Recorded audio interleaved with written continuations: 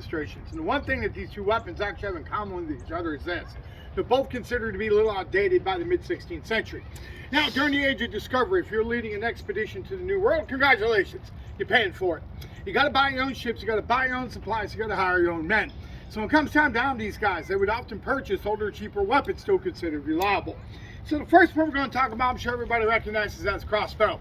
Crossbow's been around for centuries, going into the 1500s. These are very easy weapons to train somebody on. They're very easy weapons to use. And that's really the big thing that led to their popularity and their very long service life. Now, this particular crossbow I have is a pretty authentic looking weapon. It really is. The big difference between this and a war bow is going to be my draw weight.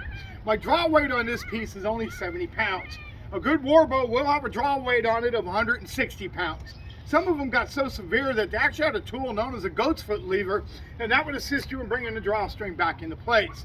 Now, straight line accuracy with the war bow is comparable to Dan's matchlock he fired off a few minutes ago, 45 to 50 yards. But you get some elevation underneath of them, they can get you 70, 80 yards out. Now, the projectiles we use for these, they are not called arrows. They look like arrows. They're actually called bolts or quarrels. It's a little smaller than an arrow, but the big difference here is going to be the fletching. So you guys can see it's only fletched on two sides. Now when I load this weapon up in a minute, this bolt is going to have to lay flat in this groove on top of my stock. You got fletching on three sides, that's not going to happen. And like the weapon itself, the bolt's just set up to shoot at targets. It's got a nice smooth point to it. War bolts. Well, the guy points on them like that. Now there are various types of war points out there. This one just happens to be my favorite. This point's known as the bodkin. Now when this weapon was really popular, so is in chainmail. These bodkins are literally designed to puncture chainmail. But wait, it gets better. You see, these bodkins, they're not permanently affixed to the bolts. You get hit with this, you're going to have no problems getting the wooden bolt out of you. Chances are, however, this bodkin's going to detach and stay inside of you. And that's going to leave you with two options. Option A, you can call Doc on over and he can try to dig it out for you. Yay. Option B, depending on where it's located, call Doc on over. He'll push it all the way through and extract it out the opposite side for you. Double yay. Whichever option you choose, you're going to have a pretty miserable afternoon. So in September of 1565, when the Captain General of the Ocean Seas, Don Pedro Menendez de Avilés, I'm a huge fan, by the way, love Pedro Menendez. He's going to found our little seaside village on this field. St.Augustin's born right here. Now when that event takes place, nobody in Europe used a crossbow as a primary weapon in over a decade. But Pedro Menendez is going to bring 30 of these warbows, or ballestas as they were known as, with him in 1565. A few months after the landings take place, he orders another 50 of these out of Mexico and sends them north to Fort San Mateo. Now, compare this weapon to Dan's matchlock, a warbow would actually have a couple small advantages. First, an experienced soldier with a warbow can get one bolt out of this every 15 to 20 seconds. That's an average of 3 bolts in a minute. The Army standard to reload a matchlock is going to be 40 seconds. So warbows will have a slightly higher rate of fire. But more importantly, warbows do not depend on black powder. Matchlocks do. Folks, you're in Florida. Yeah, it's been nice and cool here today, but most of the time our weather is trying to impersonate a sauna. It is a hot, wet, miserable, humid environment. Powder back then is nowhere near as good as what we use now. And because of the charcoal in it, it will absorb moisture.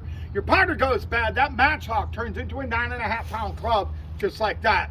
Crossbows, they don't have that issue. That's what made them really good backup weapons.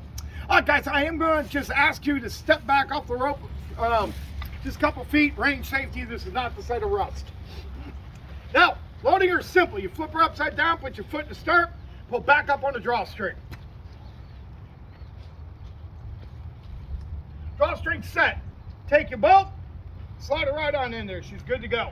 Now, for one thing the weapon does not have a sighting system to it. No front post, no rear side aperture.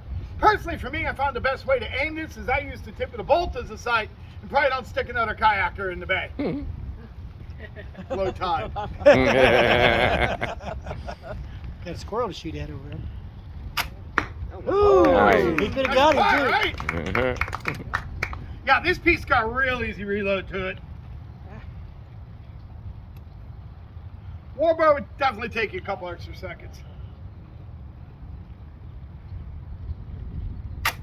Good shooting, thank Hey. you. Yes. 2 liver shots? Yeah, I'll take that. And a squirrel. You guys got the point, right? Yeah. Awesome. Okay, let's head off to the main Till I event. get that squirrel. Now, if you look right here, you're going to see this rusted out old iron barrel. That's a muzzle loading cannon. All that means is when you're preparing this weapon to fire, Everything will get loaded to the front. First thing down the tube is going to be scoops of black powder. Then your wadding, finally your cannonball. Now everything got rammed to the rear of the weapon. Now at the back of those barrels at the very top would have been a little hole. That's called a touch hole. You're going to fill that up with the priming powder, you hit it with a match, you get a nice big boom. Now reloading, that's going to take you 90 seconds to 2 minutes. It is the same process, add one extra step. You guys see this stick with a sponge on it? Yes. Between every shot, you're going to take this sponge, dunk it in a bucket of water, then you're going to swap your barrel out. Because the last thing in the world you want to do is take fresh black powder, shove it down an iron tube with red hot burning embers in the back of it. Okay, you're going to do that once. Now your barrel swapped out, you're back to your powder, your wadding, your ball, your primer, and go. The 3 cannons we have mounted on these tabby pedestals are Spanish 9-pounders. Used to call them long 9s. And with the proper elevation, they can actually fire a 9-pound cannonball to their maximum range of just under 2 miles. And it is the top military technologies of the 17th and 18th centuries. Now, the cannon we're going to shoot for you today, not so much. Folks, that one's a 6-pound breech charge bombardetta. And the technology for that cannon is actually out of the 15th century. So as you can imagine, there's a lot of differences in that gun's design and these guns. But one of the biggest differences here is how you load it. The barrel in our cannon, it's open at both ends because your charging powder and wadding goes into a separate container known as the powder mug or the server door. As you can see, the spare one standing up right next to the gun carriage. Now once you get your powder and wadding into the server door, you're picking it up, then you'll insert it into the back end of the barrel. Take a piece of wood, that's called the breech block. Drop it behind the server door to hold it in place. While you're doing that, another member of the crew is getting the cannonball down the barrel, your primer, and fire. Now the one advantage that older gun's going to have in these guns, reload time. Yeah, each one of our cannons will have 4 server doors assigned to it. So every time the weapon's fired, the expended server door is removed and a fresh one's inserted in its place. That means a well-trained crew of 5 can achieve and sustain a rate of fire on average of 2 rounds a minute. And for the 15th century, that is wicked impressive. What is not so impressive, however, is the capabilities of the 6-pound iron cannonball.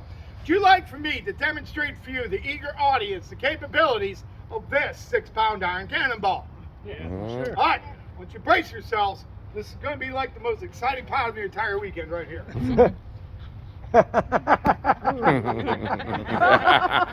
Give me a second to catch your breath. Yeah, that's about it. Listen, folks, this is not a shell. Okay, it's not going to blow up. There's no fragmentation to it. We don't get any of that until the early 18th century. Literally, this is a solid iron shot flying through the air looking to punch a hole in something.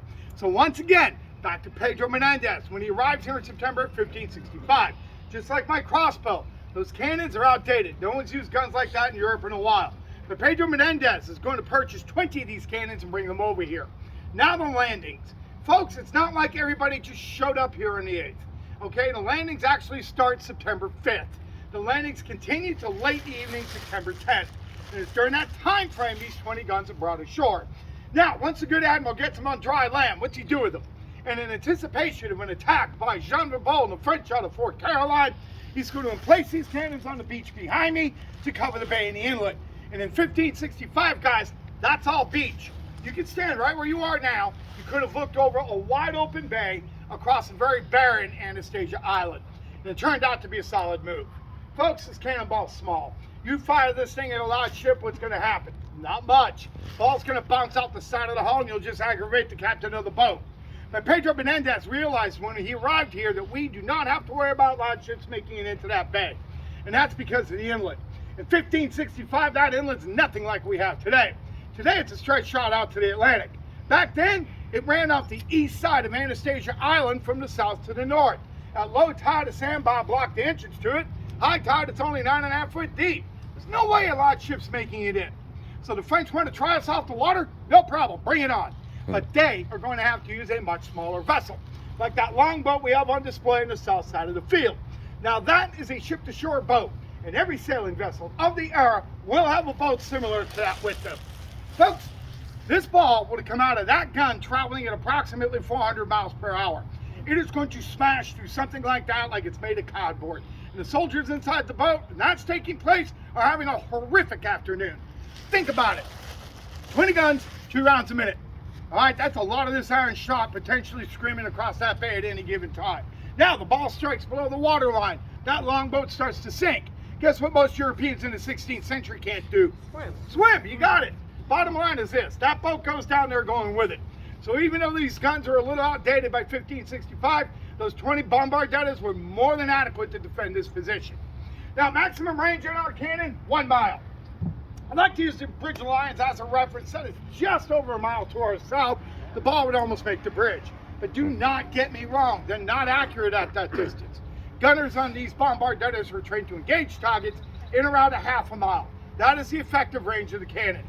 Now, another concern with these guns were their ages. When Pedro Menendez brings these guns over here, they're already 30 to 40, 50 years old. So now you have to worry about the integrity of the servidors.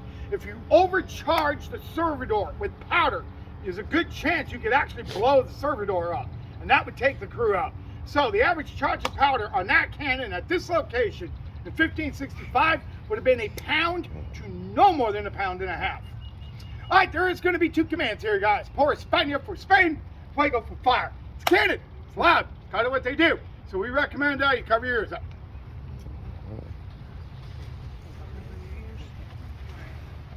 Is that loud? No. You know it's serious when Dan wears the helmet. He step. Hey.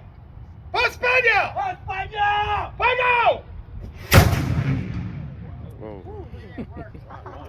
Hey, you want to hear something really, really cool? Yeah. They actually pay us to do this. Good job. All right, listen, powder, guys. We didn't use anywhere close to 1 pound of powder. Here's the load tube right there. It was filled up 3/4 of the way. I can attest to that. I'm actually the guy that fills them. 2 ounces of a heavy grade 1F black powder. Now, what you saw flying out of the front of the cannon was not a cannonball. All right, the U.S. Coast Guard founds in that type of behavior. Dan and I are not going to jail dressed like this. What you saw was wadding. And for wadding here, what we use is Spanish moss. Okay, boardwalk is closed. I don't know why the watchtower is closed today, but they told us to close it, so it's closed. Boardwalk is open, and Greg will be going in a few minutes at the blacksmith shop. He's been nailing it there all day. We do appreciate you coming out. If you got any questions on anything, let us know. If not, have a great day. Go Bruins. Thank you. Go Bruins. Is that what he said? Is there somebody?